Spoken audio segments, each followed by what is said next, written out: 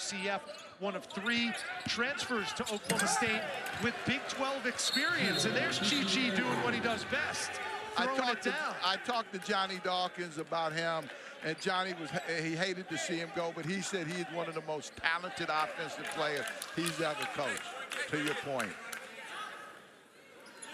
I kept calling him Avery, he kept calling him Chi, so we had to get our communication straight on who we were talking about. Here's Leland Walker, number 2 in white, leading scorer for the Owls.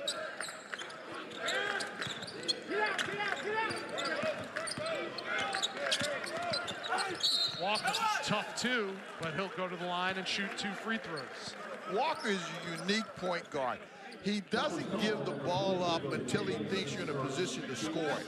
And so because of that, that's why you can play 2 bigs and not turn the ball over too much, because you don't have to worry about them catching the ball or trying to operate outside of the areas that they're comfortable in, because Walker does a great job of giving them the ball where they can either score or make an easier pass. We talk about top-level talent being recruited out of the transfer portal. Leland Walker, one of those. He was first-team All-Sun last year with Eastern Kentucky. And he scored 20 points, had 5 rebounds and 5 assists in a loss at UCF. But that game, despite losing, they scored 94 points against Johnny Dawkins' defense. And I think that sent a message that FAU is going to be a force to be reckoned with this year. Oh, without question.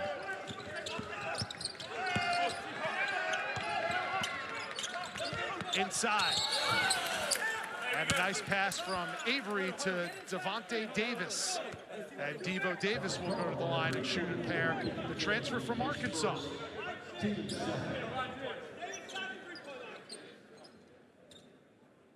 you look at the roster that Steve Lutz has assembled, and we talk about pace and tempo and offense. But Devo Davis was one of the best defenders in the SEC last year. And they also have number 2, Arturo Dean, who's the active career leaders in steals per game. So their defense, although they haven't shown up as much in the first few games, should be significant in Stillwater. Here's the turnover. Avery for 3. And the rebound to Kenny Evans Jr. That one out of bounds, and it'll stay Florida Atlantic basketball.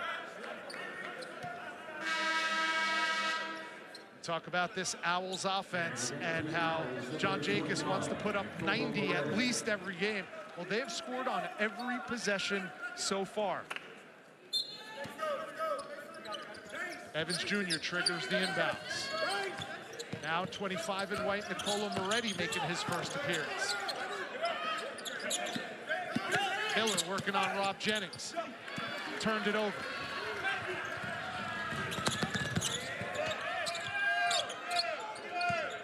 Here's the aforementioned Arturo Dean, number 2 in orange.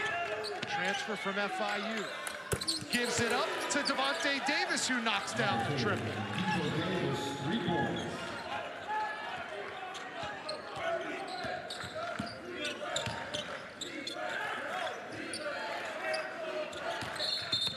And Moretti traveled with the basketball.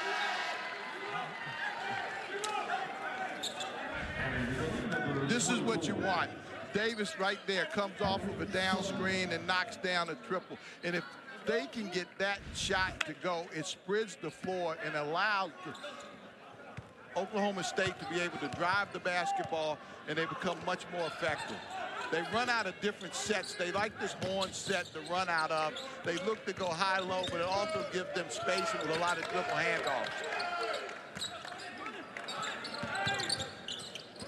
Here's Dean working on the bigger Miller. Bryce Thompson for 3, short, and Miller snares the rebound. Moretti transition 3 around and out, and Chi-Chi's got the rebound.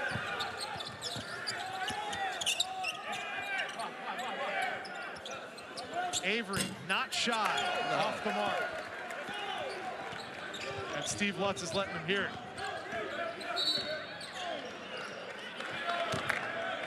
A foul on the floor, says Kip Kissinger.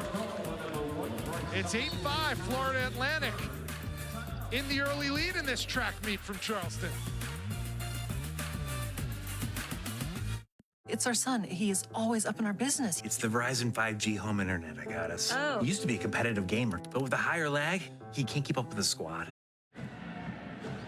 Happy Feast Week, everybody. It's game 2 from the Shriners Children's Charleston Classic. Florida Atlantic out to an early 8-5 lead over Oklahoma State with 15:37 to go.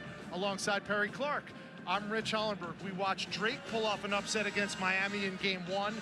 What does FAU have to do to pull off an upset against Oklahoma State, given that both of these coaches are in their first year with their respective programs? Well, I think defensively being able to handle Oklahoma State and their physicality and their size and their aggressiveness, but both of these coaches have a tough job of handling teams and players that they hadn't coached before and being able to pull the right strings, motivate them in a big-time environment, because this certainly is two really talented basketball teams playing against each other. Yeah, lots of new faces on both rosters. Florida Atlantic lost all 5 starters. Remember, they're just 2 years removed from a Final Four appearance. They made back-to-back NCAA tournaments in Dusty May's final 2 seasons in Boca.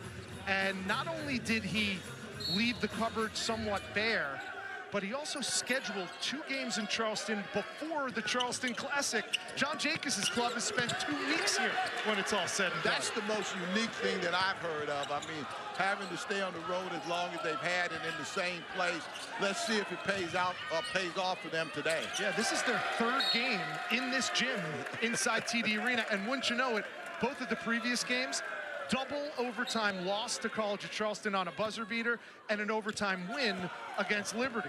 I don't think I've ever seen that on the road.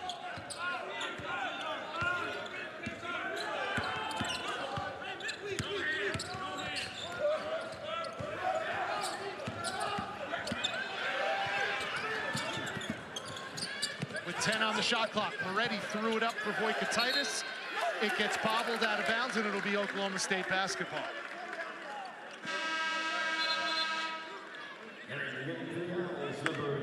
Oklahoma State likes to run some sets to action to start.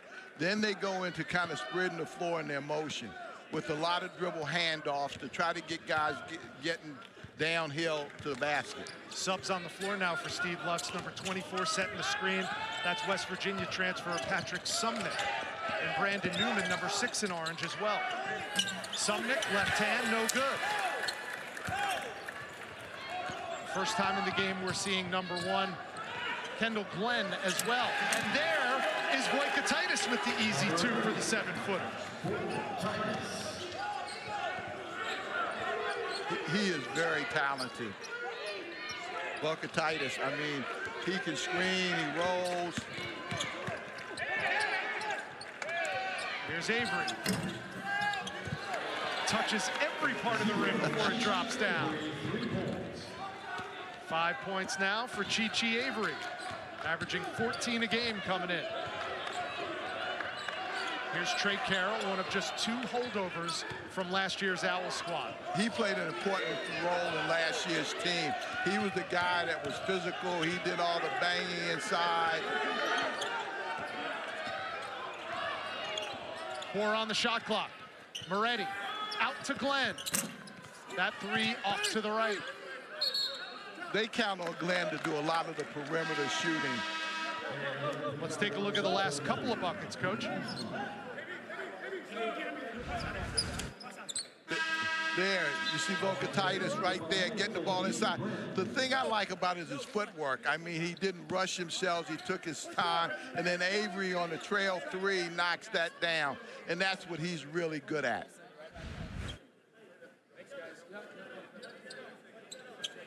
It's going to be interesting to see Florida Atlantic handling the physicality of Oklahoma State, because they're getting chugged and bumped on every cut. Voikatitis gets hit in the noggin with that Moretti pass.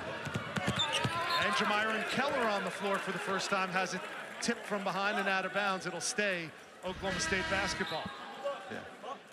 He wasn't expecting the roll, and that's what we're talking about, guys playing together for a while.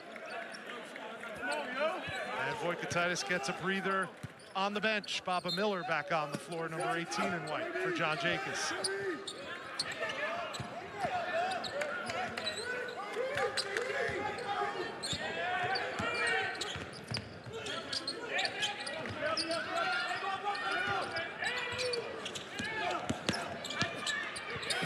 Myron Keller off the mark. Here comes Moretti up the left side. Miller goes down in a heap, and a foul's called. Number 6, Brandon Newman, tried to take the charge on the much bigger Miller, but he's whistled for the foul. As fans get a chance to be familiar with Baba Miller, he is a very unique player. He's got the skill set of a 6'5", 6'4" player at 7 feet. He can pass it, he can shoot it. The physicality he's got to learn to play with, because he lets people get under him a little bit, and he's got to be able to go inside and play a little bit more in the post, but he is very, very skilled. And it's a challenge a lot of time as a coach when you have somebody that skilled, and how you use them and make them most effective to your team and winning. And so I think that's an adjustment that this Florida Atlantic team is finding and having with him. 2 years ago, when he first stepped on a campus, it was at Florida State, and he was one of the most highly touted international prospects in the game. People were comparing him to Paolo Banchero. We haven't seen that quite yet, but he certainly has that potential. Well, Leonard Hamilton was certainly impressed by him and thought that he was going to really improve Florida State. Here's Abu Usman. And the former Xavier Musketeer knocks it down with the left-hand baby hook.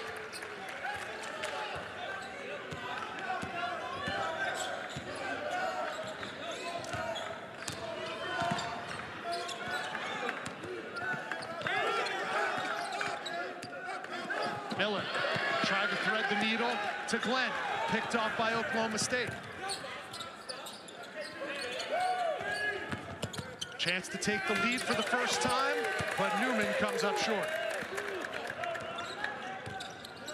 Coming up on 8 minutes gone by. That one erased by Usman.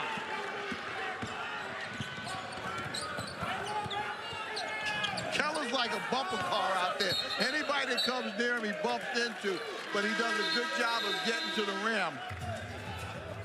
As you would imagine, with two teams that love to push the pace, a bit frenetic here on the floor.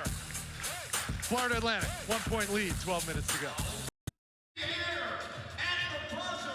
A bevy of basketball all over the Palmetto State this weekend. A couple miles south of us here in Charleston is the Myrtle Beach Invitational, and they already had a barn burner. Middle Tennessee advances past Ohio to the semifinals with an 83-81 overtime win, Coach. But that's why it's so fun this time of year, because there's nothing predictable.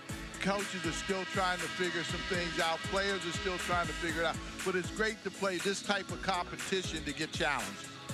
South Florida, who were the darlings of the American Conference last year, they're taking on Portland as we speak over on ESPN2. But you don't want to switch the channel, because we have a 1-point game. Florida Atlantic has led from the opening tip, but Oklahoma State is hanging around, and the next basket they score could give them their first lead of the afternoon. And so far, two teams that love to run up and down the floor, Coach, there's only been 2 fast break points. What do you attribute that to? Good defense. I mean, both of these two teams defensively is what the coaches like to hang their hat on. Miller tried to thread the needle again, second time to Caleb Glenn, and second time it caused the turnover. Trey Carroll up and in, little dipsy-do. He does a lot of tough things for this Florida Atlantic team. He did it last year, he's going back to doing it this year. Usman. And Brandon Newman gets it up and in. So Brandon Newman will go to the line and shoot 2. Chance to pull the Cowboys to back within 1.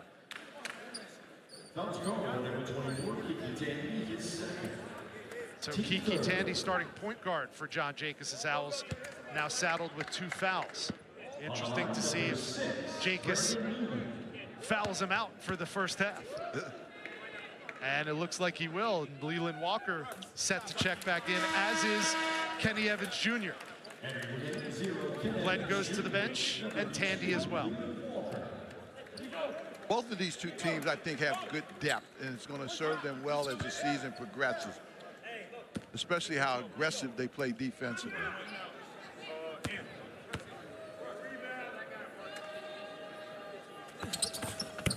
Newman, who is a Steve Lutz disciple. He started his career at Purdue when Steve Lutz was an assistant with Matt Painter, and then followed him to Western Kentucky when Steve Lutz took the head coaching job there.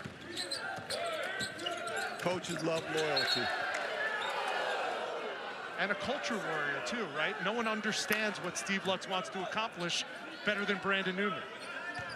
And, you know, that means a lot to coaches, because you need somebody in the locker room that's around the other players that makes them understand what it is you're trying to do. Great Stolen steal. away by Khalil Brantley, but a good recovery chased down by Moretti. Look at Brantley. He comes right through the passing lane. Wasn't able quite to finish. But I love this Oklahoma State, their perimeter defense with Keller, Brantley, Davis.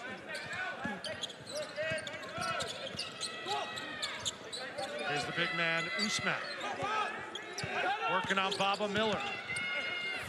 Usman gets it to go again, the left hand over the right shoulder. They have to find a way to stop him from getting to his spot, because once he gets it, he just backs you down. He's got kind of that old man's game. He's going to get the shot he wants. First lead of the game for Oklahoma State, and it's short-lived. Kenny Evans Jr. with the 3-ball. Robert Jennings drills the 3 with an answer. That is not something you saw from him in Lubbock in this first couple of years. He hasn't done it a lot this year, but again, getting out and playing in transition. That's Carroll with the illegal screen. I'm telling you, last year's team, he was kind of the physical guy, the enforcer. Gotten a lot of trouble a little bit with offensive fouls like that, but he's trying to get open shots for his guys. They don't run a lot of plays for him. The last couple of years, it was John L. Davis, Elijah Martin, that special Owls team that made that magical run to the Final Four. And now Trey Carroll being asked by John Jacobs to do maybe a little bit more.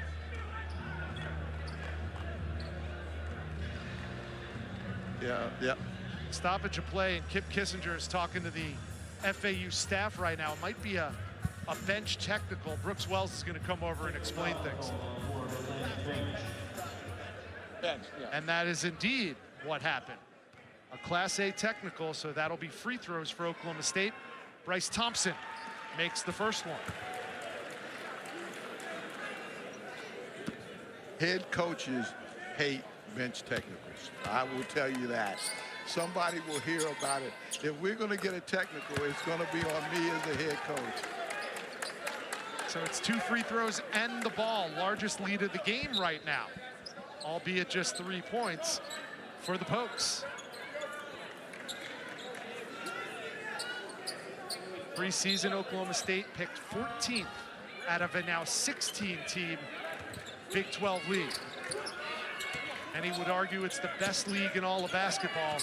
Oklahoma State is going to try and make an early statement this season that they'll be a force to contend with. 10 on the shot clock. Jennings, another jumper. This time inside the 3-point line. Good looking stroke from the big man. He's telling them they were playing me out of position before. An 11-3 Oak State run. Here's Trey Carroll, answers with a 3. We've seen some really good offense, because both teams defensively have taken some things away, put pressure on. Usman, yes, sir! Everybody can shoot threes now. You know, I watched a lot of the Oklahoma State film. I did not know how good a shooting team this was. I knew they got after you. I knew they ran the floor real well, but they can shoot the basketball. Boy, Titus, you gotta love the intent. Took it strong to the hole right down Main Street and got fouled for his efforts. Titus, he doesn't look physical and he doesn't necessarily play with the physicality, but he's not afraid of contact. And there's a big difference between not being necessarily playing physical, but not being afraid of contact. I mean, he will go at you and he will challenge you. The question is playing with him and Miller playing together. It seems like coach has not been real comfortable with that. Although they start, he winds up feeling more comfortable with one big as opposed to two. And you would think at some point, if they can figure that out, that is a huge advantage for Florida Atlantic. Without question. And I don't know whether or not it's from the defensive end that he has some issues with, or offensively being able to run the stuff he wants to run with both of them on the floor. And that's why Carroll becomes so important to the team, because he gives them some size, and yet he's a little bit more skilled. A fairly steep learning curve with the offense that John Jacobs likes to run. Yes. Oklahoma State 4 for their last 4 after a cold start. They lead it by 5. And that's going to be a foul on number 33 in orange, Abu Usman, his second. So now Usman with 2, Bryce Thompson with 2. But that was a perfect example of Titus not being aggressive, and he drew the foul. He's not afraid of contact, although you wouldn't look at him and say he's physical.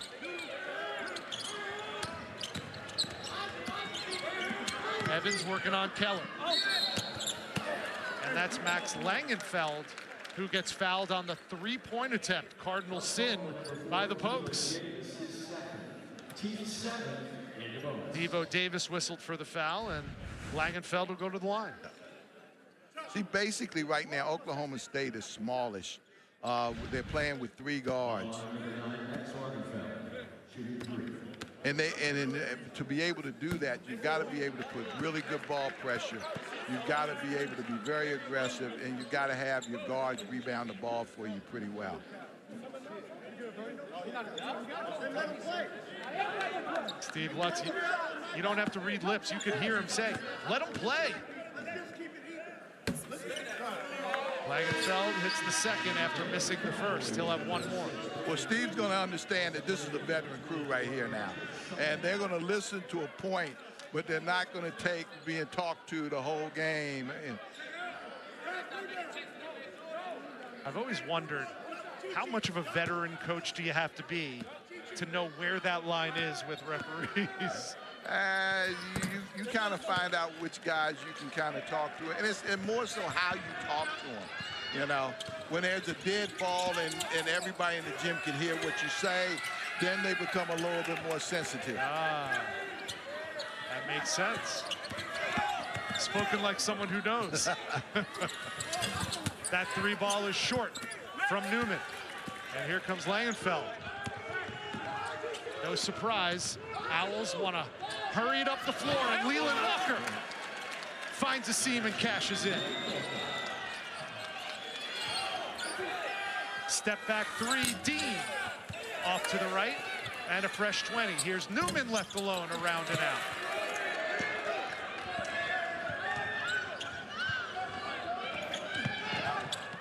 Langenfeld, great shot fake, but he can't pay it off. Now Jamyron Keller in the open floor, goes right at the teeth of the defense and cashes in. And again, Oklahoma State, everybody that they have on the floor can put the ball on the floor and take it to the basket. Trey Carroll, are you kidding me? I'm telling you, he was a very unique player last year. I mean, he does some very, very special things, and I thought he was an unsung hero in the 2 NCAA tournament teams. Trey Carroll had 13 against College of Charleston and 5 against Liberty. He's got 7 and a chance for 8 after this and 1 opportunity. Alongside Perry Clark, Rich Hollenberg at the Charleston Classic. Oklahoma State fell on some tough times basketball-wise, which hastened the departure of Mike Boynton. They brought in Steve Lutz to try to restore some of the glory of what is a very proud, historic program. Oklahoma State just played their 3,000th career game in college basketball. They had 6 Final Four appearances. Their last came in 2004 with Eddie Sutton. That's Scott Sutton, who has been a long-time assistant coach now for Oklahoma State, and he's a special assistant to Steve Lutz, bridging the past to what they hope is a very successful future. And I think it's a great move. I mean, Coach Sutton was a very, very special coach. I've had a chance to spend a lot of time with him. But he was a legend at Oklahoma State, and what he did with that program will never, ever be forgotten. Of course, it all goes back to Henry Iba. Back-to-back NCAA championships in 1945 and 46. And now he has the gym named after him, Gallagher Iba Arena in Stillwater.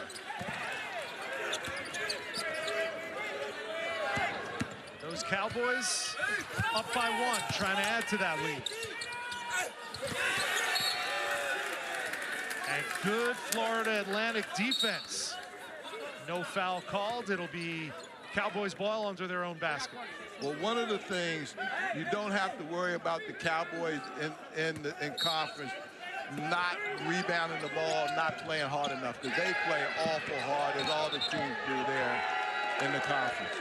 Trey Carroll doing a good job playing defense up the line, and after the tip ball, it ends up being a turnover for Oklahoma State. Trey Carroll's given them good minutes so far. He's a good basketball, and he's a perfect guy with the 2 bigs because he's versatile and he can bang where neither one of them are necessarily physical. He can step up and do a good job with that. Walker off the mark, and a foul going to be on Voikatitis. The 19-year-old with his first foul of the game. He'll learn when to push. You can't push when the referees are right there on the baseline. He'll learn that. Coach won't get mad at him for pushing, just knowing when to push. It's always the second guy that gets caught, right? You get pushed, then you push back, and you get called for a foul. Big rebound by the smallest guy in the scrum. That's number 5, Khalil Brantley. And KV kept it alive. It'll be Oklahoma State basketball. Watch the drive right there. And actually, 2 Florida Atlantic guys mistimed their jump, and the smallest guy on the floor was able to get the rebound. Avery out, Jennings in. And look at this, a little do-si-do by the Cowboys.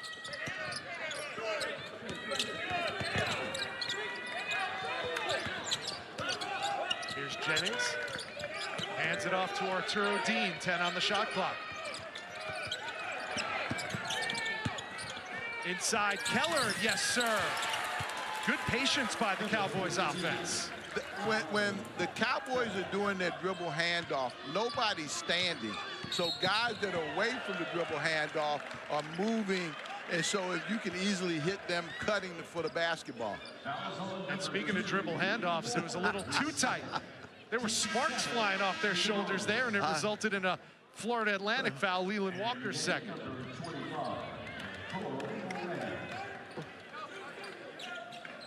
I love when guys walk off and try to explain to the bench that they didn't really do anything and they don't understand what's going on. But coach, it wasn't my fault. Oh. Subnick will inbounds, and Oklahoma State, again, a chance to pad their lead. It's 3 with 6:15 to go in the first half. The winner here advances to the semifinals against the Drake Bulldogs, who put on a clinic earlier today against the Miami Hurricanes. And a traveling violation called on Oklahoma State, turnover number 3.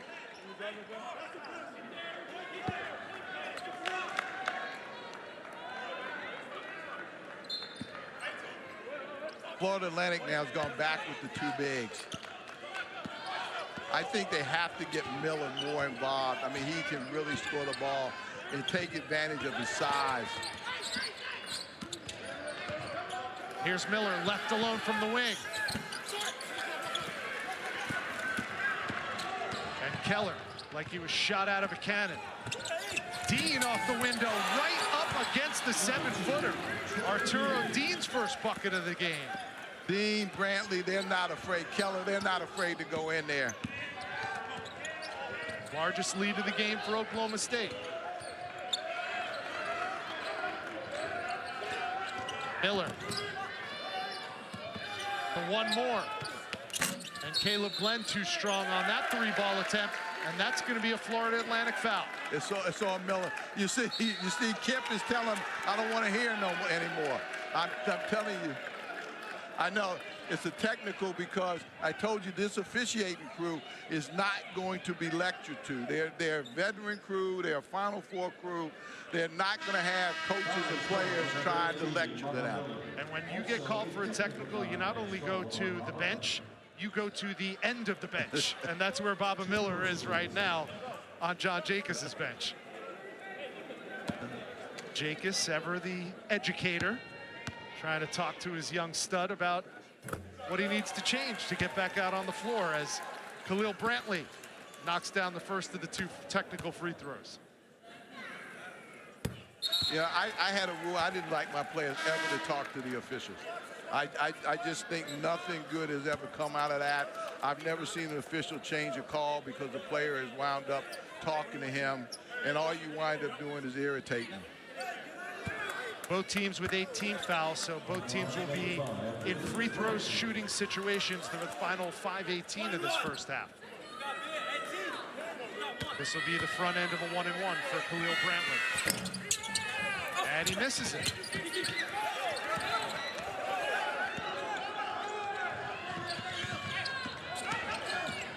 Evans, nice step through, but can't get it to go. Back the other way. Brantley leaves it for Chichi. The one more from the wing. And Keller with the chef's kiss and the 3. A 9-0 Oklahoma State run, their largest lead of the game. This is what you want in transition. You want to be able to knock down the 3, and that's what Oklahoma State is doing. They have a lead right now, 10. Yeah. Let's talk about the officiating because I think it's playing a factor in this basketball game. You know, they're letting them play. And so when you have a veteran crew, you have to adjust to the way the game is being called. And right now, I mean, this has been a physical game. They're letting both teams play. You can't complain to them. You just got to play. A quick trigger from Tandy back in the game with 2 fouls. Tandy being out, I think, hurt Florida Atlantic because I think he's very important to their offensive flow. They are 5 for 12 from beyond the arc, but Oklahoma State's 5 for 10 from 3-point land.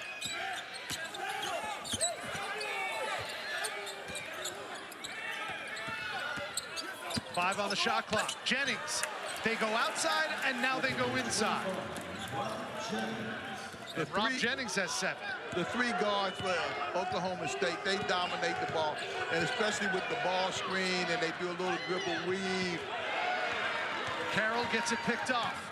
Arturo Dean playing free safety there. He carried it. And he carried it, indeed. That's turnover number 4 for the Pokes. Patrick Sumnick checking back in for Steve Lutz, and Rob Jennings will take a seat on the bench. Both of those players have experience playing in the Big 12 with their former teams. How much can that help Steve Lutz in his first year? A lot. Yeah. I mean, because it's trying to explain something that a player has never seen or understand is difficult. Back-to-back turnovers from Trey Carroll.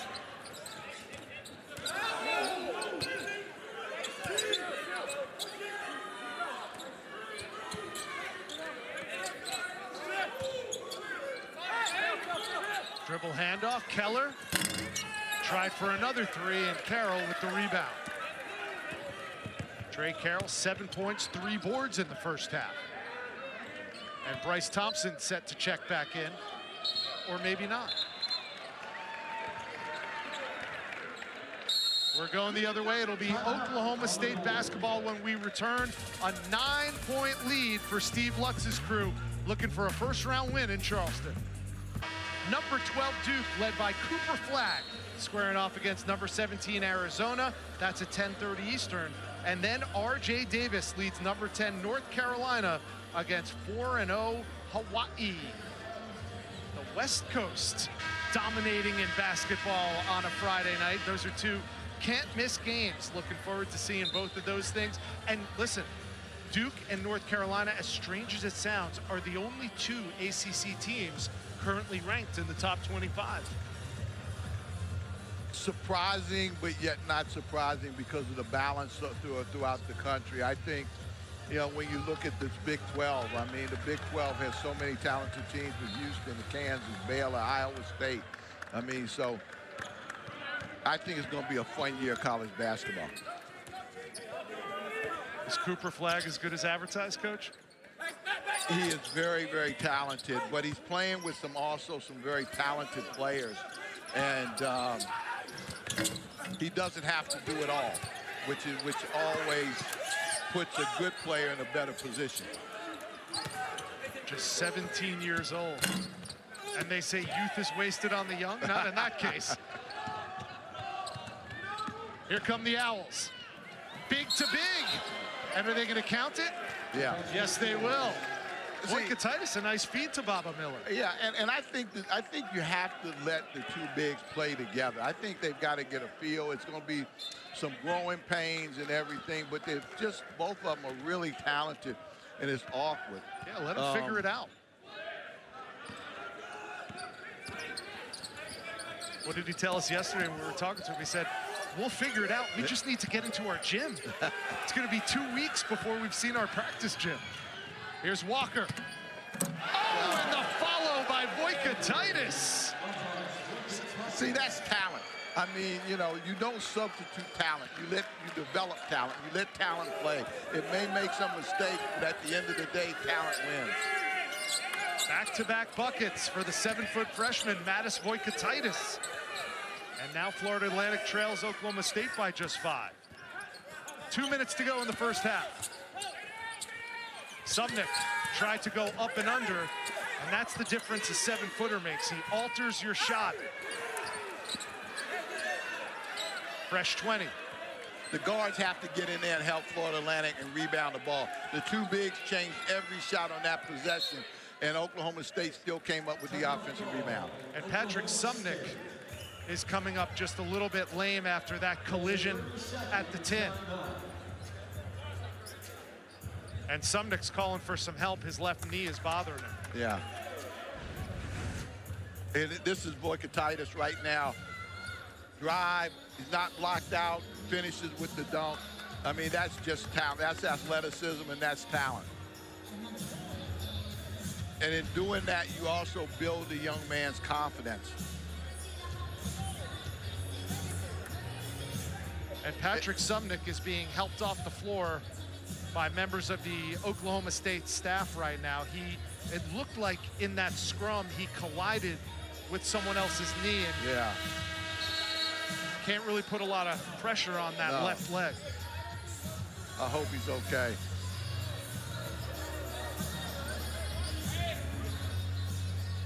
I used to always feel when I went out on the floor, if they were in pain right away, they would be okay.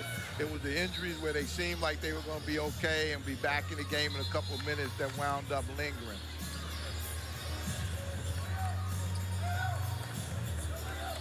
So Sumnick will be checked on by team trainer Kevin Blaski, and play continues with 1:40 to go in the first half. Oklahoma State with a 5-point lead in the ball.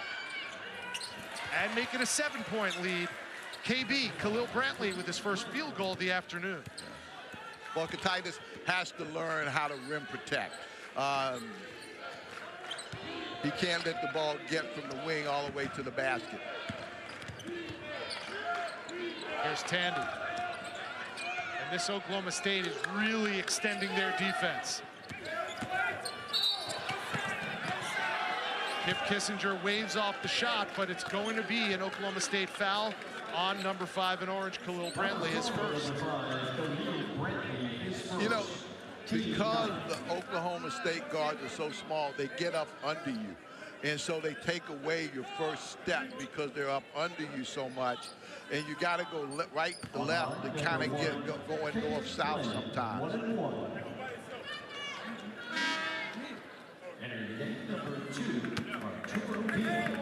And now Brantley, who hit the deck hard trying to take an offensive charge, goes to the bench, and Arturo Dean replaces him. Dean with the ball. Oklahoma State a 7-point lead. Their largest lead of the game has been 10. We're under a minute to go in the first half. Off the curl. Newman rolls off. And another whistle. This first half has been plagued by fouls. I like the fact Florida Atlantic has gone back with the two bigs. I think it's kind of it's settled them in a little bit. I think they need, you know, Glenn, I think they need him to step up and play a little bit better for them. He's a veteran. He's got some experience. That was the 18th foul of the first half. And Leland Walker, in a double bonus situation, hits the first. And now we see Connor Dow, the Oklahoma native, second year in the Oklahoma State program, making his first appearance. He is a three-point specialist. Almost all of his career field goal attempts have come from beyond the arc. And for the Owls, Miller off, Evans back on. Doesn't want Miller to pick up a cheap foul at the end of the half.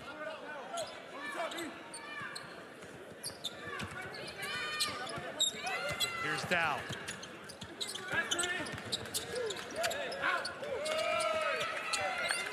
Ten on the timer. Inside. Pinned against the board by Voikatitis.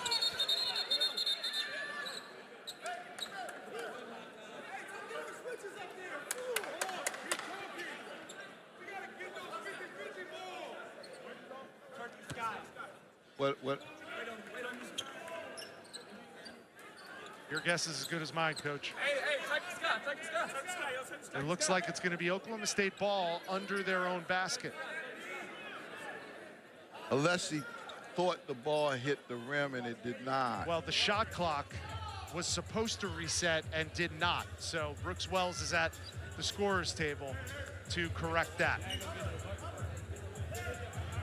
And right now, although it's subject to change, shot clock and game clock are virtually identical.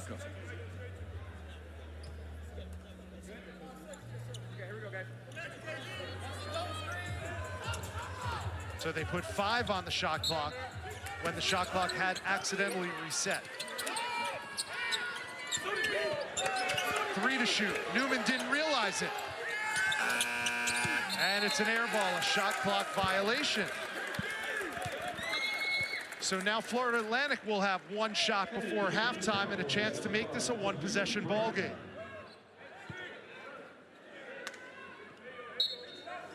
Who do you think they go to, Coach? Walker. I think Walker will make the decision. Either he'll shoot it or he'll pass it for a shot. Here he is, 2-on-2. Comes up empty. 1 second to go. And that shot will not count. So Oklahoma State, who trailed early in this contest, goes to the locker room with a 5-point Face the floor and take advantage of that. Here's a look at some key halftime stats. 9 assists on 14 made field goals for Oklahoma State, despite shooting just 33%. FAU, we talked about those 5 threes. That came on 10 tries. Maybe they need to shoot even more threes, shoot 50% from beyond the arc. But 11 turnovers have really hurt them. 7 Oklahoma State points off those 11 FAU turnovers, and that all adds up to a 5-point Cowboys lead as we get set for the final 20 minutes of this first round matchup between the Big 12 and the American Conference. The winner of this game will face the Drake Bulldogs from the Missouri Valley Conference, who pulled off an upset over the Miami Hurricanes earlier today. They immediately go inside to the Owls, and immediately Oklahoma State is whistled for a foul. That's on Usman, his third. Well, Oklahoma State has definitely played physical basketball, and the Owls are trying to respond to it. But I think this game, because both teams have played so hard, has not had a real flow to it. There's Baba Miller off the mark, and a big rebound by Rob Jennings. Jennings gets the start in the second half, along with Khalil Brantley. So Steve Lutz mixing it up with his starting rotation in the second 20. See, but this is what I'm talking about. I mean, these teams are competing on handoffs, on post-up positions. I mean, they're fighting for every inch on the floor, which makes it hard to get into any sort of offensive flow. And it just stands to reason. We start this game talking about offense, offense, offense, and neither team reached 40 in the first half. Jennings. Here's Bryce Thompson. No field goals for the leading scorer for the Cowboys. And he's called for a travel there. But interesting case is Bryce Thompson, a former McDonald's All-American, two-time Oklahoma Gatorade Player of the Year, started his career at Kansas and came home, so to speak, to Stillwater, and really hasn't been able to put it all together in one season. Today he's matched up with Miller, and Miller's size is certainly giving him some problems. Jennings, another rebound. Here's Brantley looking to push the pace.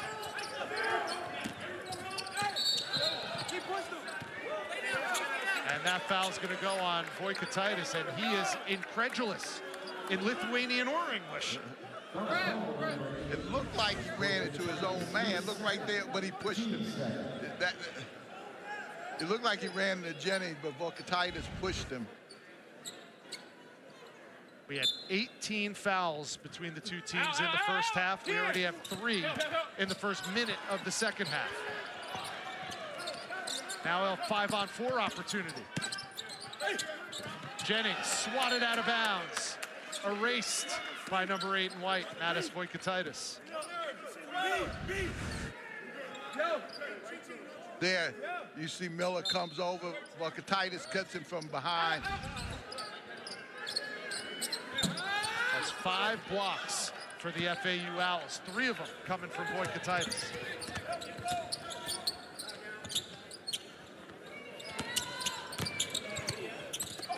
Stolen away by Jennings.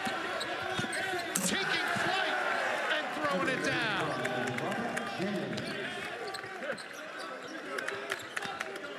Nine for Rob Jennings. If you had him leading the scoring for the Cowboys on your bingo card, you win.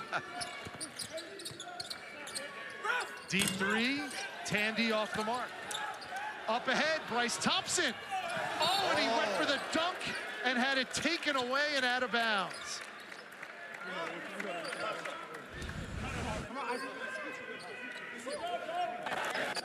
There you see a steal right there, overplaying the passing lane and finishing emphatically is Jennings. And then Bryce Thompson tried to copy his teammate.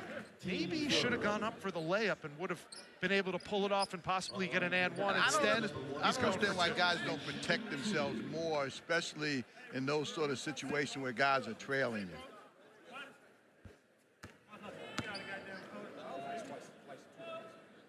Thompson at the line. Missed the latter half of last season with a shoulder injury, an injury he ended up getting surgery on. And now you can see, watch him when he shoots his free throws, a little extra hitch in that shooting motion. Oh my God!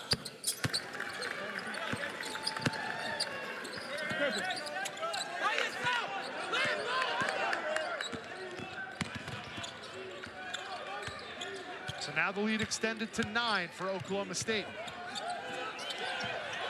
And a turnover, Moretti gives it up. And Devo Davis to Brantley, in and out. And Jennings called for the foul as Voikataitis grabbed the rebound. That's the first foul on Robert Jennings. I like this Florida Atlantic team. I think they have a lot of pieces. I think they've got to get to where they can play together with some flow. This is a tough game because Oklahoma State is very aggressive.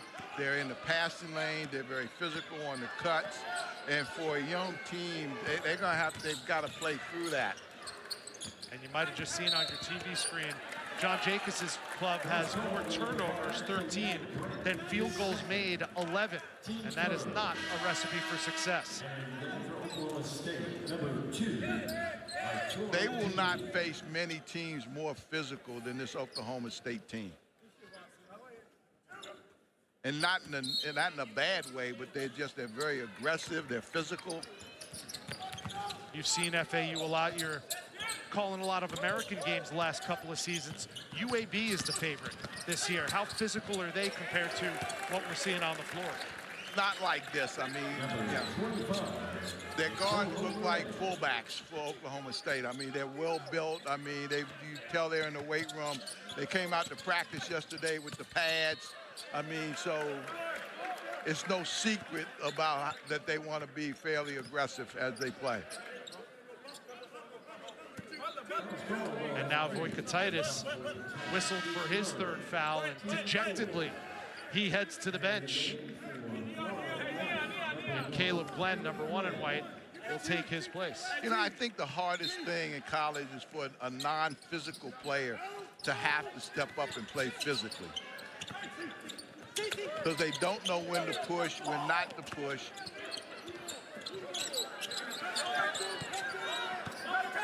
Jennings trying to push his way through to the basket. Comes up empty. Here come the Owls.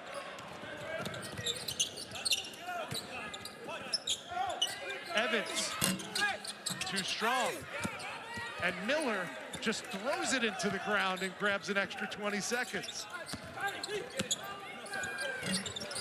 Walker comes up short. Thompson. And he's fouled by Caleb Glenn, his first. I think Florida Atlantic will have to start running some action. They're trying to score by spacing the floor and then dribble, drive, kick, and getting looks for threes or getting to the rim. And this Oklahoma State team defensively is too good just to be beaten off the dribble. I think you've got to put them in some action. You got to run some cuts at them. You got to get them moving right to left. And then if you want to try to attack, do it like that. But I think coming down and just spacing the floor and trying to take guys off the dribble, I don't think not just Florida Atlantic won't have success. I don't think people in the Big 12 are going to have a lot of success playing against Oklahoma State that way. Now 6 points for Thompson, all from the free throw line. And the countdown to 1,000 for Bryce Thompson is on. He needs 12 more points to reach that mark. Something tells me he'll get it here in Charleston this weekend. Glenn, tough 2 for number 1. But that's what Glenn's capable of doing. I mean, he's a really talented player. Thompson. Still no field goals for number 1 in orange. Ready. Tried for the blow-by, good hands by Devo Davis, knocks it out of bounds. It'll be Florida Atlantic basketball when we return, trying to chip away at what is now a 7-point Cowboys lead.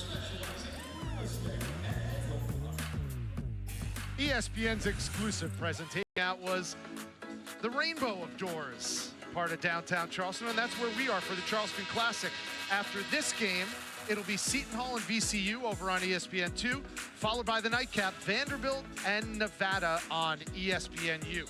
Alongside Perry Clark, I'm Rich Hollenberg. One of the great things about what they call an MTE, a multi-team event like this, 8 different teams, 8 different conferences. It's a good measuring stick for these teams early on in the season. It really is, and you want to challenge your team early. You want to see what we need to do, how we're going to respond, what's the best way to coach and motivate my guys, and the best way to do that is against really good competition, which is what you have here. And Kiki Tandy. I'm telling you, we got another technical. Yeah. I told you this crew is not going to put up with these guys balking at them. I mean, They've been to Final Four, Sweet 16s, Elite Eight, and no 18, 19-year-old kid is going to tell them how to referee the game. That technical called on Chi Avery. So that's his third foul, and instead of Kiki Tandy going to the line to shoot 2 free throws, he's going to end up shooting 2 technicals and then 2 free throws. Good officials know how to take control of games. They first do it by telling you something, and then they'll see the way you respond. If not, then they know how to do it with hitting you with technicals. So now they'll line up on either side of the free throw lane, and Kiki Tandy will get 2 more. I've been in games where one official has told me, Perry, because I'm balking at another official, Perry, not tonight, sit down. Kiki Tandy, a grad student out of Hopkinsville, Kentucky, by way of Jacksonville State. He was first team All-Conference USA last year. And he made all 4 free throws. And just like that, it's a 1-possession ball game.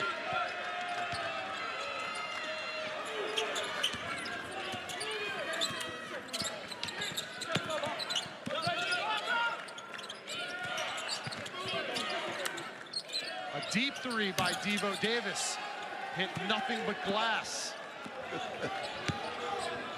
Owls could tie with the triple.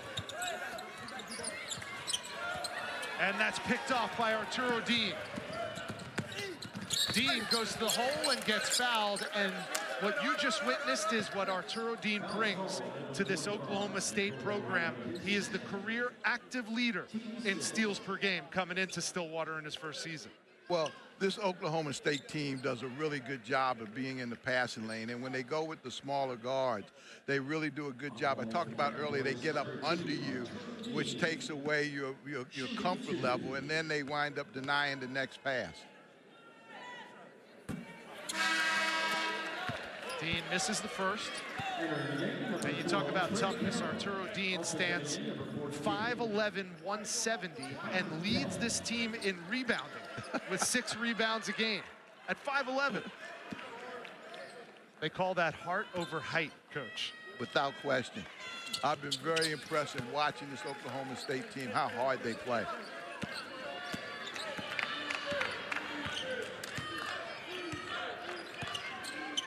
Now Dean is all up in Moretti's business. Glenn does it himself. But that's what he's capable of. But when I was talking earlier, they need more out of him. You know, again, I think this Florida Atlantic team has a lot of good components. He had 27 in this building a couple nights ago against College of Charleston. Sweet stroke from number 6, Brandon Newman. His first field goal of the game gives him 4.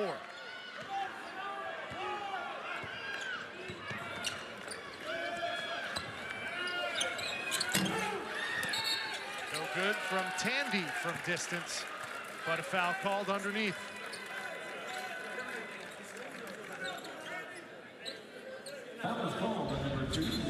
There you see Glenn. Yeah, he does a really good job of going one-on-one, and he's capable of getting that ball in the paint and elevating over guys just about every possession.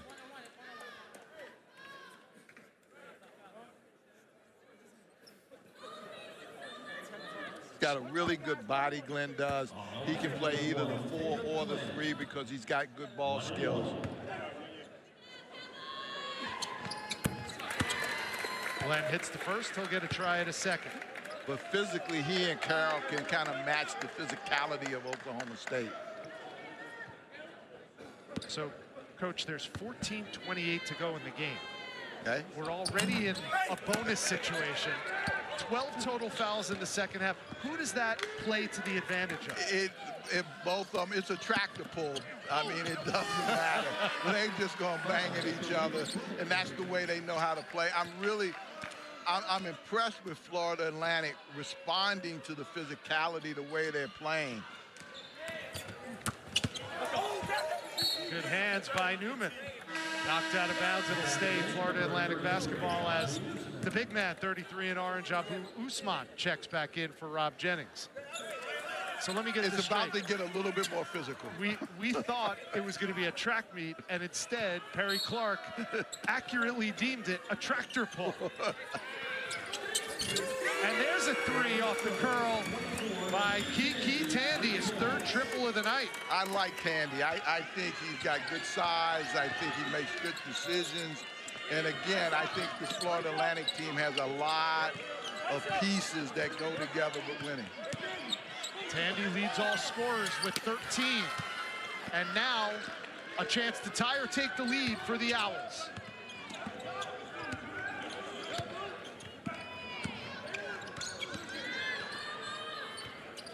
Tandy, heat check, off to the left. And that rebound ripped away by Khalil Brantley. Brantley, like a blur, gets it to go.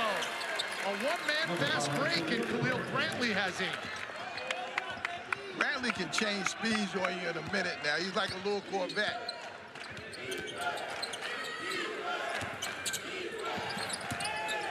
Newman went for the steal and ended up hitting the deck. Evans Jr. off the mark on the corner three. Brantley, the hezzy, and the blow by.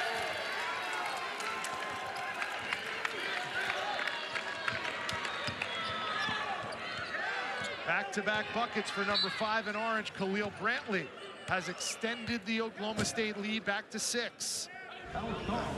Watch Brantley. Watch the way he changes speeds right here.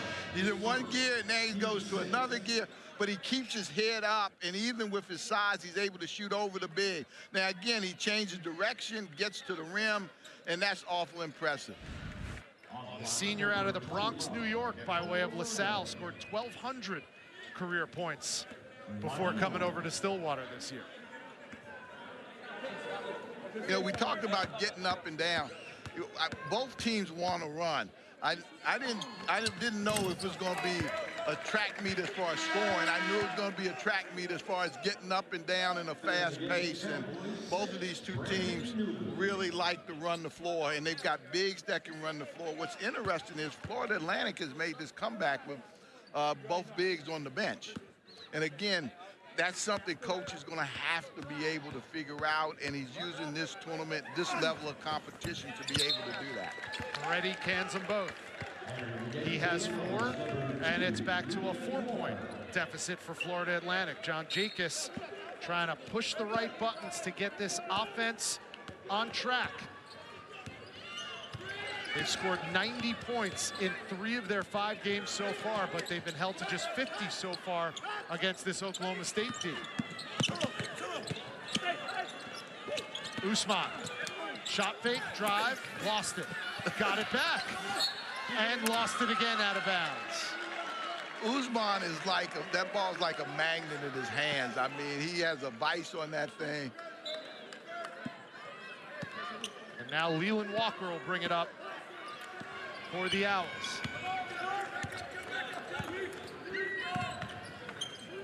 Walker's their leading scorer, only 4 points on this game. And Trey Carroll aggressively to the 10, and he got fouled for his efforts.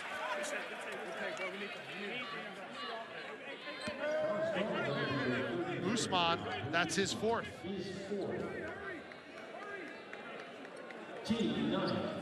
So Avery has 4, Usman has 4.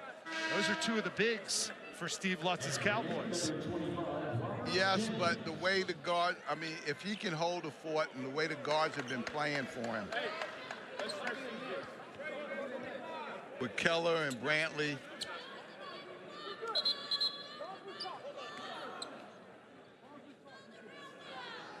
Dean's in the game. I mean, you know, they're a little small on the perimeter, but those guys defensively have done a heck of a job.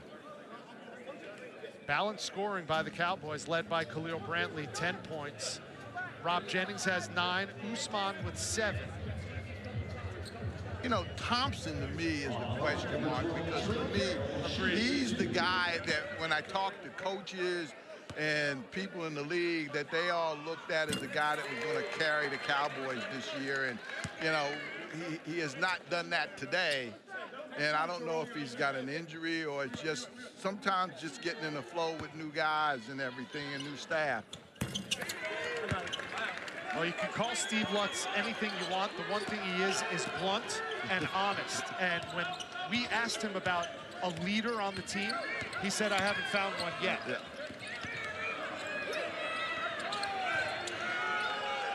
No 3-second call, and Brantley goes up and in. That's a dozen for number 5, KB, Khalil Brantley.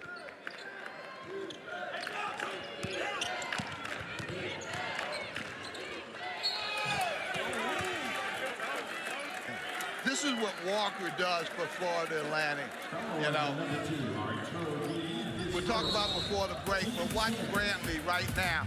He controls the basketball, gets where he wants to be, and keeps the presence of mind to be able to finish and score. Line and drives it. He posts you up. He scores off the glass. He's been a factor today and an unstoppable force for Oklahoma State. He leads the Pokes with 12 points to go along with 3 rebounds and 2 assists. And that's nothing new for Khalil Brantley. In his career at LaSalle, he was one of only 7 players in the nation last year to average 15 points, 5 rebounds, 4 assists, and 1.5 steals. And he is showing how valuable he's been so far to this Oklahoma State team. Chuck Jones, one of the officials, came over. What did he have to tell you? It's a discrepancy in the book, so they're trying to figure it out. He didn't say whether or not it was in the actual score or if it's in somebody else's score. Okay. We will stand by our score on ESPN right now of 56-52, but they are checking to make sure every point counts, especially when it's a 4-point difference. I'll put our stat guy up against anybody, though, I will tell you. No doubt. Although at this point, my late grandfather would probably say, oy vey. Let's just play basketball.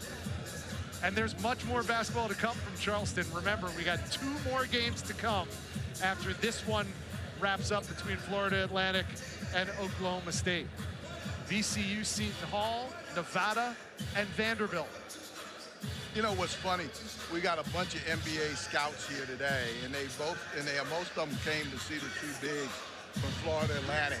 But yet Florida Atlantic's been most effective when they've gone with a smaller lineup, and that's an adjustment. I mean, you know, when I was in Miami, I had a kid, Darius Rice, who was Jerry Rice's nephew. He was 6'11", and he was a 3-man, and it took me a while struggling to figure out who he could guard and what's the best way to utilize him and everything. And you know, he played next to some pretty good players. James Jones was on that team, who's now president of the Phoenix Suns. John Salmon was a 14-year pro, but you know, they had a lot of problems with him because he was, you know, it was hard to fit him into what we were doing, and he was a talent, and you just got to figure out a way to fit in a talent. And you know, I think coach has got a real positive dilemma with the 2 bigs and figuring out how to utilize them and get the most out of them. And there they are right there. And Baba Miller on the left. It's funny,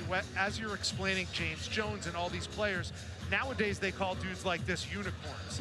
And what John Jake has told us is part of the challenge is Baba not only is a unicorn on offense, but he has to learn how to guard other unicorns on defense. But you know, that's the fun part of coaching. And by the way, our guy was right. They adapted to our score. But you know, that's, I think the problem is the impatience of young people with the transfer portal, leaving college early and all, to developing your skills and developing to become as good as you can be. And that's a whole nother conversation. But I mean, it's going to take these guys some time, but both of them are very talented. Almost turned over. Ball on the floor. Possession arrow will be Oklahoma State basketball. Yeah, in this day and age, you know this as well as I do. Everything is instant gratification, but skill development and instant gratification don't go hand in hand. No, and I think basketball in America, the skill development needs to be worked on, because I think the European model, they're developing kids better and faster. And a lot of people are going to be upset with that, but that's true. Transition 3 off the mark from Glenn, and it's cleared by Rob Jennings with 11 minutes to go in the half.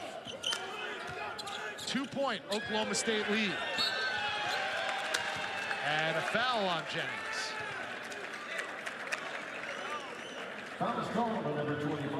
That's the second foul on Rob Jennings. And if you remember, Patrick Sumnick, number 24 for the Cowboys, had to leave the game about midway through the first half with an apparent knee injury. So Steve Lutz, especially on the front line, his rotation is shrunken just a little bit. And that's a big loss. I mean, just with the way that they want to play, especially when they're not afraid to foul. And so if you're not afraid to foul, then you're going to have some depth. And there's Sumnick with his shooting shirt on. That does not mean he's not available. We're trying to find out from the Oklahoma State staff what the status is, and we'll update you as soon as we hear. Evans Jr. knocked down the first. He has 4. Last year's SWAC Player of the Year from Jackson State. Ties this ball game up at 56. It's the first tie of the game.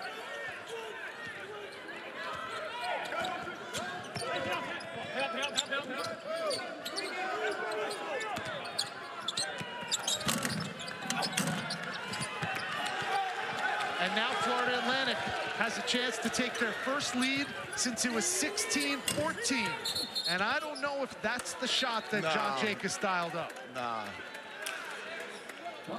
You know, they were 5-on-3 that time, and Tandy had a good look.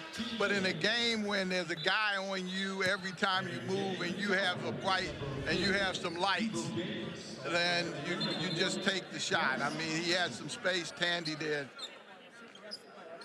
Came down. No, first time he's not been guarded, so he said, "I'm gonna take the look." I mean, I would call that a heat check 3, except for one thing. 1, he didn't knock down a shot before that. And 2, he's not necessarily hot.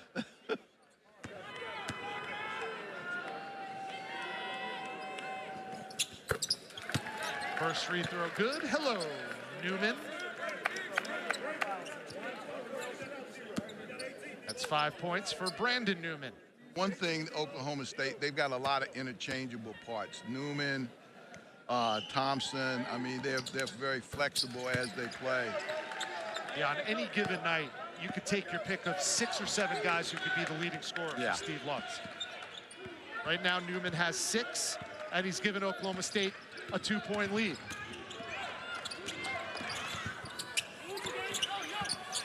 Bounce pass, baseline, Evans falling down.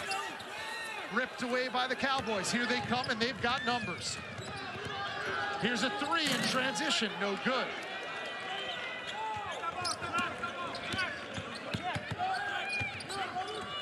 Halfway through the final half here in regulation.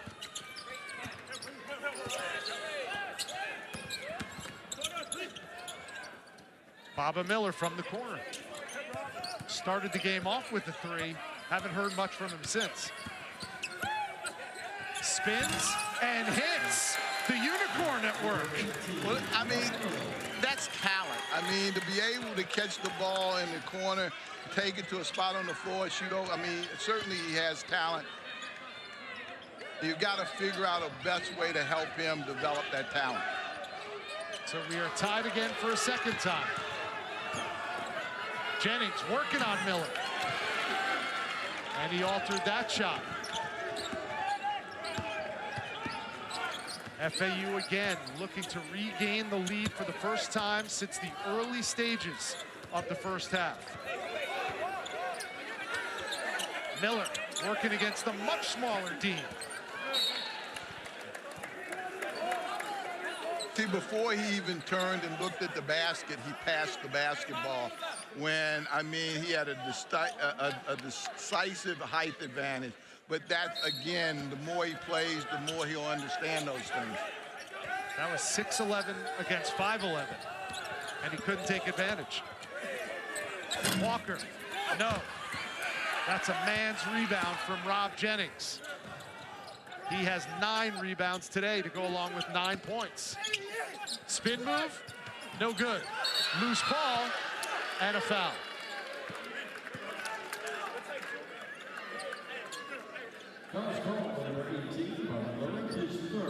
That's going to go on Baba Miller. That's his 3rd. So now Voikatitis with 3 and Miller with 3. All the big men in this game have foul trouble now. And Brandon Newman back at the line. He's 4 for 4 from the stripe so far today.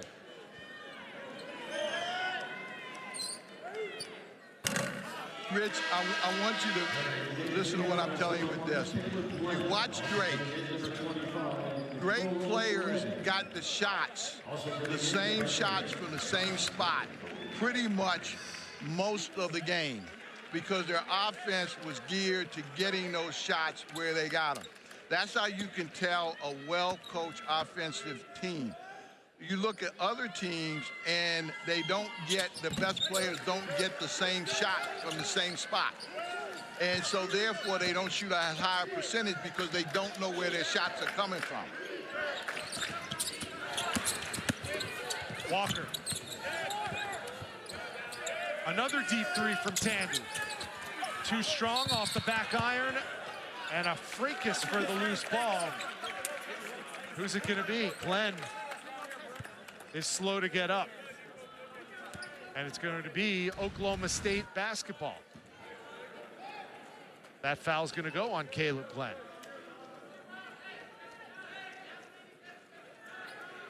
So that'll send Rob Jennings to the free throw line. And it's the 10th Florida Atlantic foul. Again, 8:21 to go, and we're in the double bonus. Both teams are playing extremely hard, though. Jennings with 10 points. Started out last year with Texas Tech as a bit player, but really came on toward the end of the season. Started the final 8 games for a Texas Tech team that went to the NCAA tournament last year. And ironically enough, he had 8 points and 6 boards last March against Oklahoma State. Now he's wearing their uniform.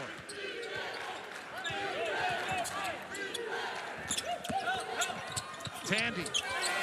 That time he gets to the dish and gets it off the window. That's a play that Connecticut used to run.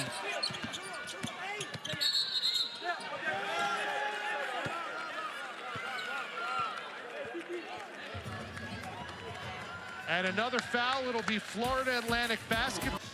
And the best player to help your team win.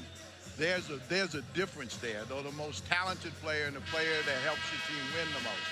I mean, and winning is ultimately, from a coach's standpoint, what's most important. And sometimes that's not necessarily the best player, you know, or the most talented player, I should say. And you saw right there a couple of bald heads. Our camera guys are doing a great job. Maybe they could go back to John Jacobs, because next to John Jacobs is someone with Baylor ties as well. That's Isaiah Austin.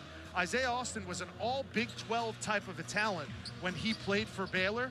He is now looking to get into the coaching ranks and got his first shot now with John Jacobs on the staff. He is somewhat of a unicorn. 6'11", can run the floor, can do multiple things. So that's going to do nothing but help someone like Baba Miller. Well, without question. And what the NBA did for him and what Scott Drew did for him at Baylor and all, giving him an opportunity, I mean, is tremendous.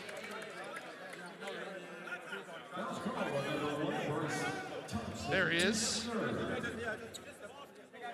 One of the best defensive players in his time with Scott Drew on that staff, and now sharing that knowledge with not only Baba Miller, but also Mattis Voikatitis, the 7-foot freshman.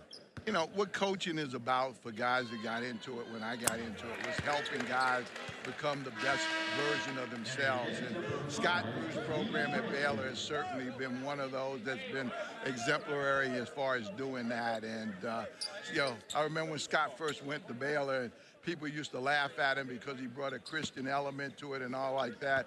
And all those guys that used to laugh at him in the league, he's outlasted them and made more money than all of them. So he's done a great job at Baylor. A future Hall of Famer is Scott Drew. And the Baylor Bears are mainstays in the top 25. John Jacobs, a big part of that success the last 9 years, now trying to build his own culture at Florida Atlantic. And it's funny when we talk about Scott, and Scott is a classic over-communicator in the best way. He said, yeah, now that I'm not on the Baylor staff, I'm part of the coaching tree text chain, and that includes Matt Driscoll from North Florida and Paul Mills from Wichita State, and obviously many, many other people who are part of Scott Drew's tree. And now, along with his brother Bryce Drew, who's at Grand Canyon, the head coach, now John Jacobs is part of that text chain.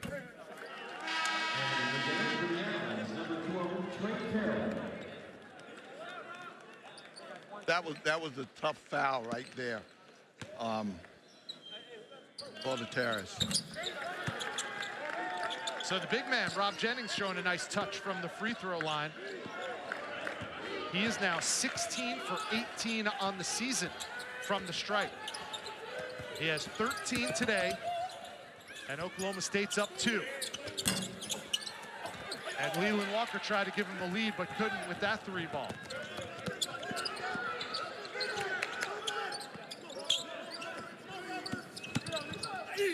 Thompson partially blocked, but a foul called before that, and Bryce Thompson will go back to the line. Still no field goals for Bryce Thompson, who came into this game as the leading scorer on this Cowboys team, but he has 6 points, all from the free throw stripe. On the line, number 1, Bryce Thompson, shooting 2. Came in averaging just over 14 points a game. You know, Bryce has played hard, and he's had a couple that have gone in and out, just like that foul shot did. And, you know, sometimes it's good when you see the ball go through the basket. It does something for your confidence. He needs to have just one game where he just has a blowout game. I think that's a violation. And that's a violation on Rob Jennings. We're going the other way, so the free throw was good, but it will not count. And Florida Atlantic, 7 minutes to go. A chance to regain the lead. We've said that a number of times.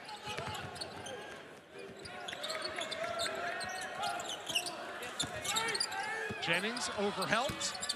Carroll can't make him pay. And Jennings comes away with it.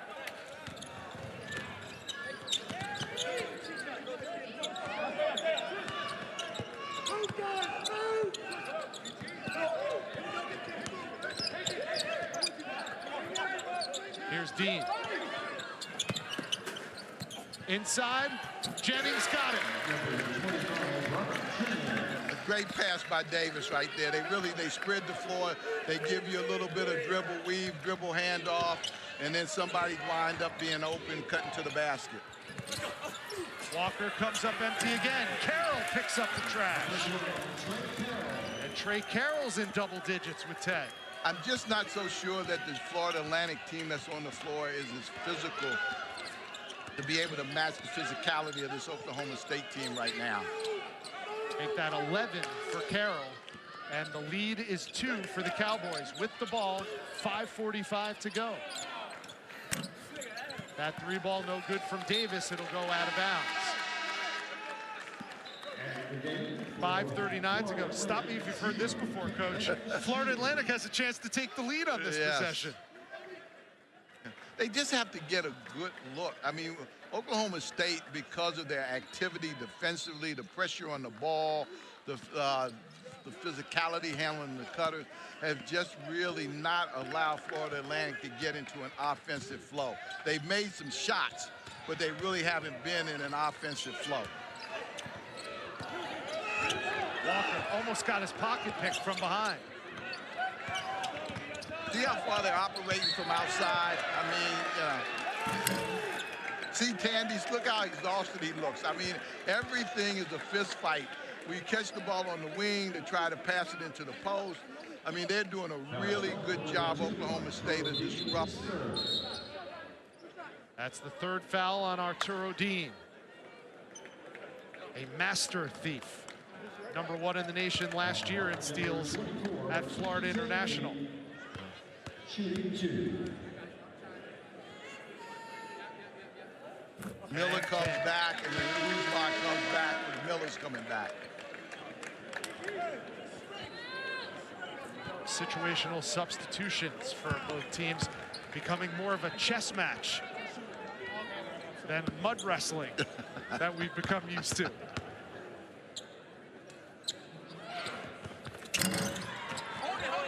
Uzma on the rebound. Tandy goes 1 for 2. He has 16. FAU within 1. Oklahoma State 1 for their last 9 from the field. But they'll be going back to the free throw line. And Trey Carroll gets whistled for his 4th foul today. On line number 5, Khalil Berkeley, shooting 2.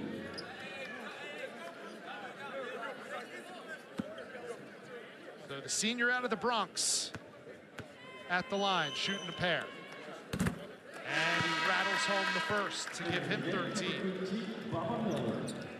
Robert Jennings leading the way for the Pokes with 15. Brantley right behind him with 13.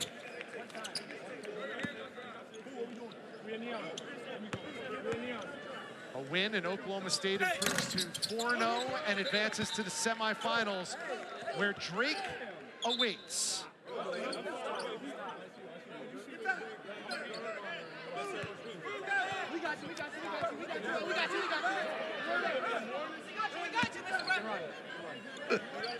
Brantley's trying to keep peace. Yeah, he's playing peacemaker. We got you. We got after making those free throws. Good for him. So the lead is 3. 5 minutes to go.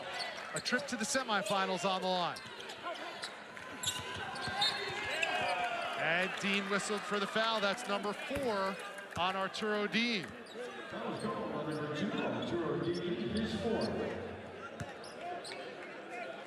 And we thought we had a lot of fouls in the first half, Coach. The tally is up to 26 in the second half. So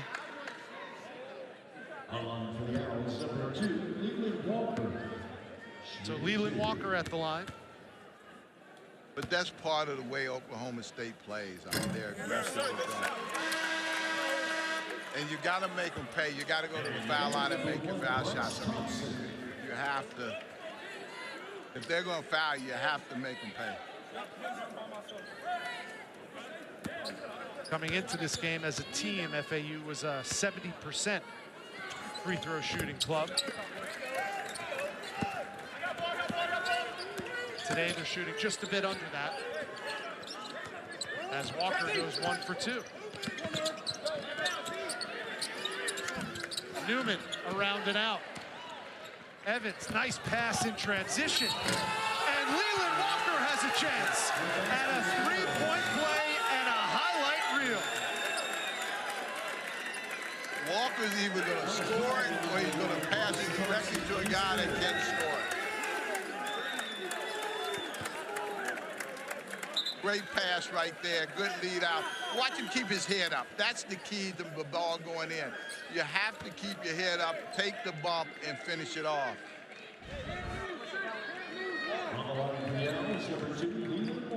Have you ever done a game at Florida Atlantic? I have. The Ellie. With the pink flamingos. The Owl's Nest has become a real home court advantage for him. And Walker completes the 3-point play. And FAU has their first lead since it was 16-14.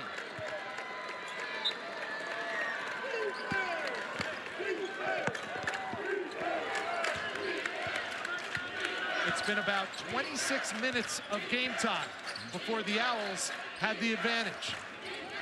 Now the question is, can they close it out? Stolen away by Walker.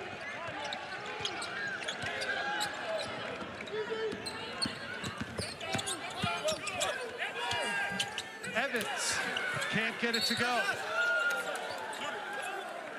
And it's going to be Oklahoma State basketball. Evans on the drive put his head down to find out who to kick it to and didn't have his head up to see the rim. I don't know if we see that on the replay, but that's the difference when you're driving in traffic and making the shot or missing the shot. So Evans whistled for his second foul, will send Abu Usman to the line. Every subsequent foul equates to 2 free throws for the opposition team.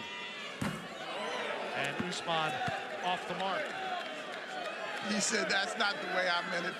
I meant to shoot it. He was 7 for 8 before that free throw attempt on the season. He's 0 for 1 today. Usman was an all-conference player with the University of North Texas 2 years ago when the Mean Green went all the way to an NIT championship. 2 key free throws missed by Oklahoma State.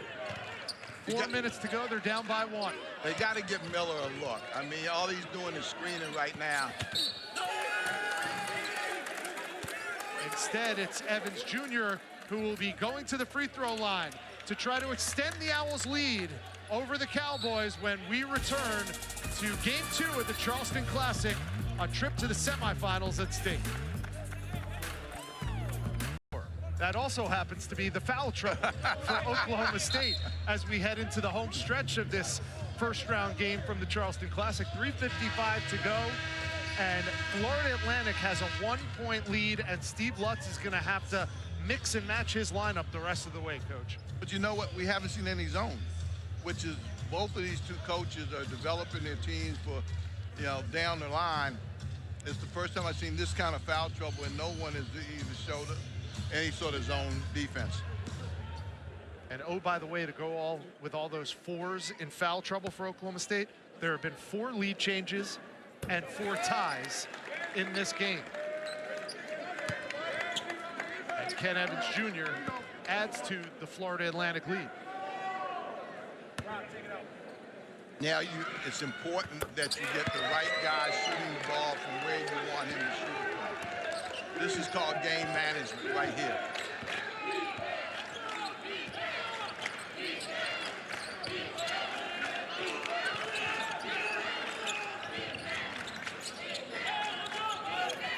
Big-to-big passing. And Jennings gets hammered and will go back to the free throw line. They started Usman out on the wing, and then he flashed to the low post. And right there, they should have gotten in front of Jennings.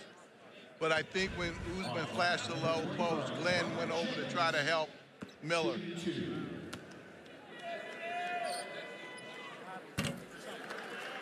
Jennings a perfect 5 for 5 from the stripe. He has 16, and that's a new career high for Rob Jennings.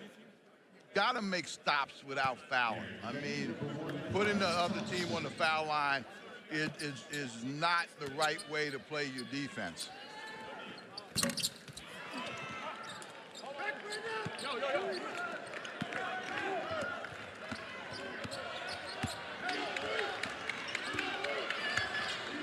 One for 2 for Jennings. 2-point game. Jennings held on the cut that time. Good screen by Miller.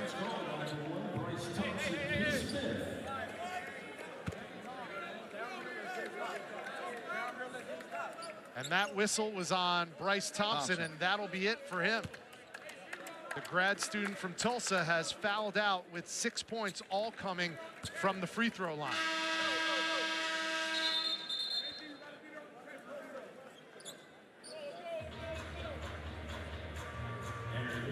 Well, in game 1 of the Charleston Classic, we saw Drake put on an offensive clinic against the Miami Hurricanes. This is the other end of the spectrum. Offense is at a premium in this game, and this is a Florida Atlantic club that early on in the season was scoring points in bunches. They came into this tournament averaging almost 100 points a game. 98.6 to be exact. But today they're facing a much stiffer opponent in the Oklahoma State defense. They haven't played anybody with this sort of physicality and aggressiveness as this Oklahoma State team has. I mean, and what I mean by that is they get up under the ball, the guy with the ball, they deny the wings, they chug all the cutters, and they just kind of physically keep you out of the paint. Oklahoma State down by 4. They've gone over 6 minutes without a field goal. It's been 4.5 minutes for the Owls. And those droughts continue.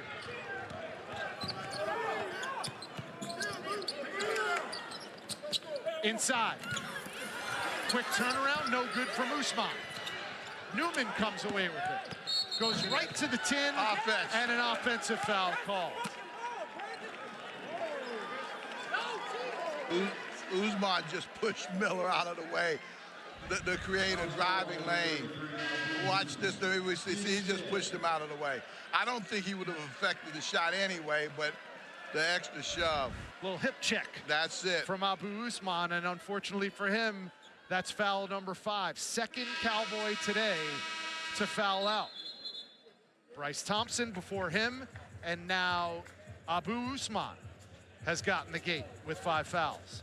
I thought on the last fast break when Walker got the steal, he probably should have backed it out and ran some clock. Right now, you're up, get a good shot, let time be your ally. One thing you could say about this Florida Atlantic team, they are getting very used to playing close contests. They played, this is now their 3rd straight game on this floor. First game decided in double overtime on a buzzer beater where they lost to College of Charleston. Their most recent game here against Liberty decided by 2 in an overtime win against Liberty. And there's a 3. I understand now, Kiki Tandy.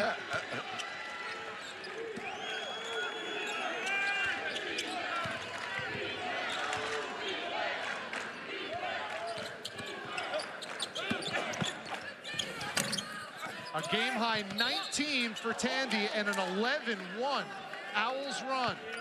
And that ties their largest lead of the afternoon. Avery, good job getting on the glass. Here's the 3 from Tandy. Yeah. Got a little dribble drive. Whenever you can get some penetration, suck up the defense, it opens up for the jump shot. They just haven't been able to beat their guy to get a lot of the rotation that they're looking for. He had 11 at UCF, 15 against College of Charleston. He's now 19 points today against the Big 12's Oklahoma State Cowboys. 1 for 2. And it's a 6-point Florida Atlantic lead with the ball coming up on 2 minutes to go. The winner faces Drake. Shot selection is really, really important right now. Walker. And another foul called. And Miller's laying out of bounds on his back. How does your big guy in a clutch situation, you talk about the physicality and young guys learning how to play in late game situations. And that is now 5 fouls on Chichi Avery, the 3rd Oklahoma State Cowboy to foul out.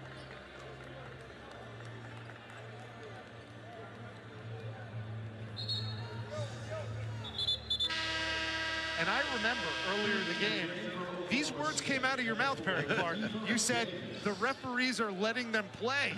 What happened? 3 guys have fouled out, 2 with 4 on the Oklahoma State bench. No, they were letting them play, and they are letting them play, but these are like really fouls. Yeah, these are legit. So Leland Walker at the line. 11 points, 7 for 9 from the free throw line. Make it 8 for 10.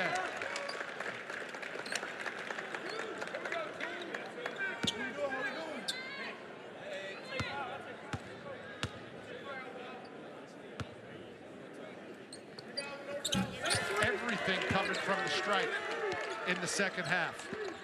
Oklahoma State won for their last 11 from the field.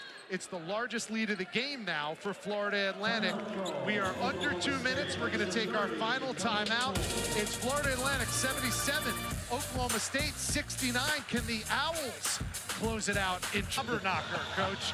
Both teams combining for 52 fouls. Both teams shooting it relatively well from the free throw line, but that seemingly is where all the points have come from in the second half.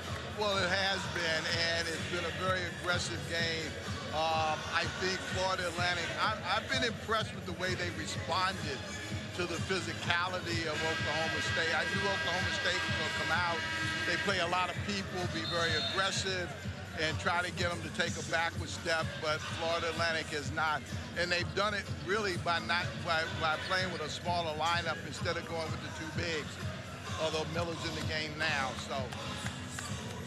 That man, Kiki Tandy, leading all scorers with 19. It's crunch time now for Steve Lutz and the Cowboys if they want to mount a comeback. Here's a three, Brantley, short.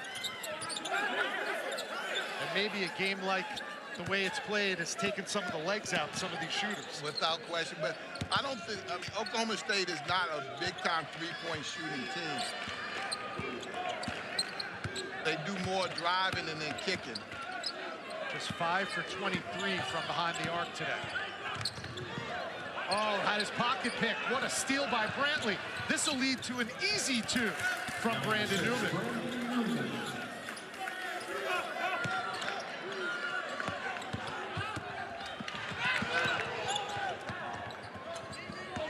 Good shot fake. Evans had a clear path and has a chance at a three-point play. Evans did a great job when he caught the ball. He kind of took his time. Watch, when he gets it, he takes his time, reads the defense, and then drives it.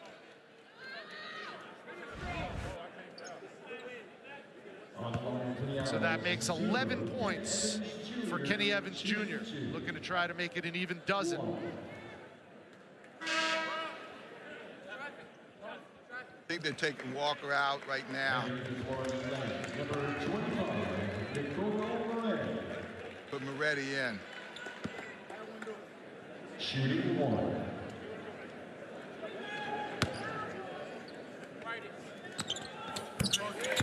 Evans Jr. completes the three-point play.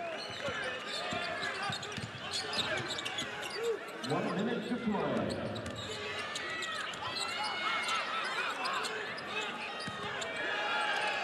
An impressive closing stanza for the Florida Atlantic Owls, but you cannot say the same for these Oklahoma State Cowboys. They have really struggled down the stretch. Well, they have, because mainly they're playing with guards and they have no inside game, so it's not a threat of throwing the ball in there to somebody. So when they know you're chasing threes, it makes it awful difficult. Now they're trying to trap on every pass, but Florida Atlantic has handled it. And they force Khalil Brantley to foul. This is a big-time win for the American Conference. It's a big-time win for Florida Atlantic.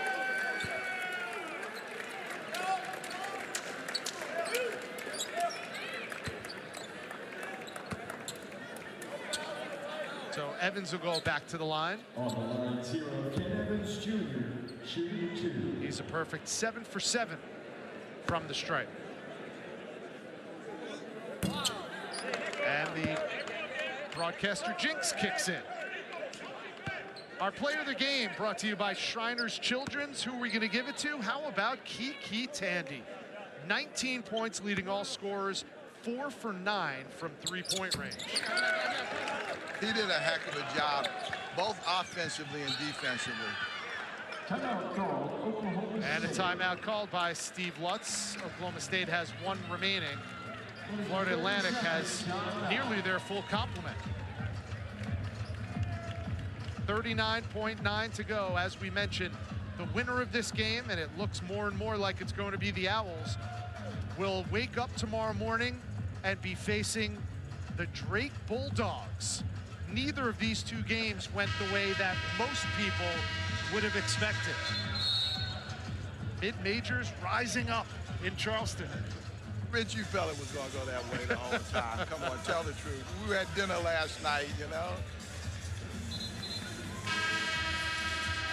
But I College tell you, basketball. I mean, it's just the differences are so small, and it's how the game flows, and it was so many variables.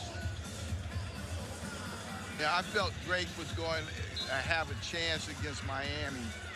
I just thought maybe Miami was going to hit a couple threes and it would be tight, and that would be the difference. And Pac never really got going for Miami.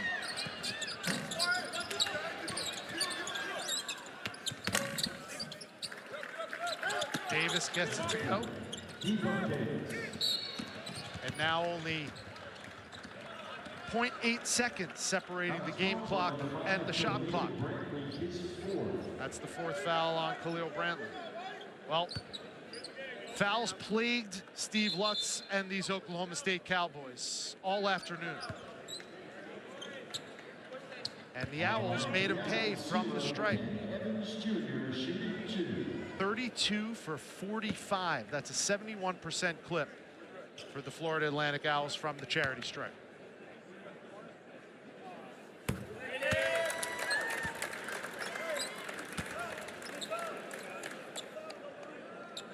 Florida Atlantic came in this game with a lot of confidence. They felt that against Central Florida, if that game had been played on a neutral floor, even at home, they would have won that game. And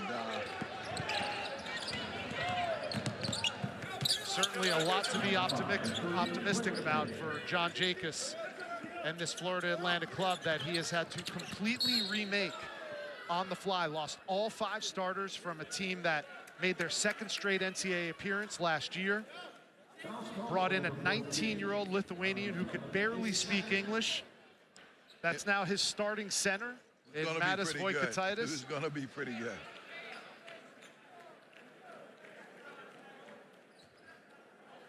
Brought in 3 first-team all-conference players from mid-major schools, and somehow they patched it together. And who knows, at the end of the day, they'll look back on this season and look at the non-conference and say, those 14 days that we were forced to spend in Charleston really paid off come March. They came down here last Thursday.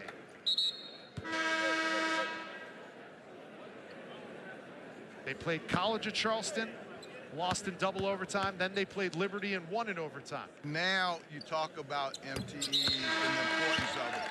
Now you see how teams have to respond to both wins and losses. And tomorrow's going to be a very interesting day to see how teams bounce back. Tandy to the bench, a game-high 21 for him.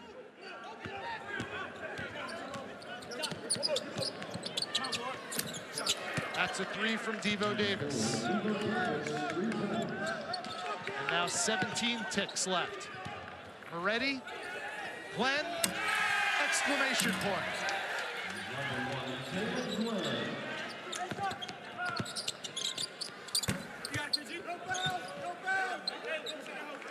And no foul will be called in the remaining 10 seconds. That's something we couldn't say for the other 59 minutes and 50 seconds. 86-78. Call it an upset, but in the early part of the season, 2 brand new head coaches with their respective programs, and John Jacobs comes away with an impressive victory with his Florida Atlantic Owls. They improved to 4-2 on the year, and they will advance to the semifinals of the Charleston Classic, where they will meet the Drake Bulldogs, also upset victors over the Miami Hurricanes. So here's a look at your updated brackets. Seton Hall VCU still to come, and the nightcap, Vanderbilt, Nevada. Both those teams will be playing for the same thing that Drake and Florida Atlantic are doing, playing in the semifinals. That'll do it for us here in Charleston in the TD Arena. For everybody here at ESPN,